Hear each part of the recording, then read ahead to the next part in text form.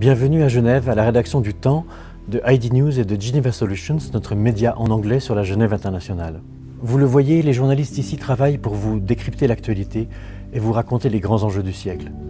Il fait presque beau, l'internet fonctionne, le journal sera dans les kiosques demain matin et tous nos sites seront parfaitement à jour. Rien de tel pour nos collègues journalistes ukrainiens ou russes. Les premiers ont vu leur ville bombardée et parfois leur maison, leur rédaction détruite. Certains ont dû se réfugier à l'étranger pour des raisons de sécurité. À ce jour, 7 journalistes ukrainiens sont morts, tués par un sniper ou par un bombardement, 11 ont été blessés et une vingtaine ont été enlevés par les forces russes. Les journalistes russes, eux, subissent la censure la plus lourde imposée sur le pays depuis l'Union soviétique. Les médias indépendants ont été fermés et les meilleures plumes ont dû s'exiler pour éviter la prison.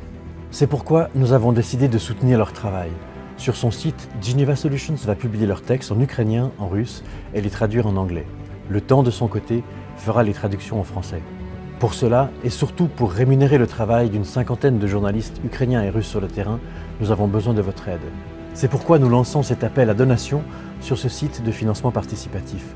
Donnez ce que vous pouvez. Tout ira pour soutenir ces journalistes ukrainiens et russes qui ont perdu leur travail ou leurs médias, mais pas leur savoir-faire. L'information en temps de guerre est cruciale pour les victimes comme pour la communauté internationale.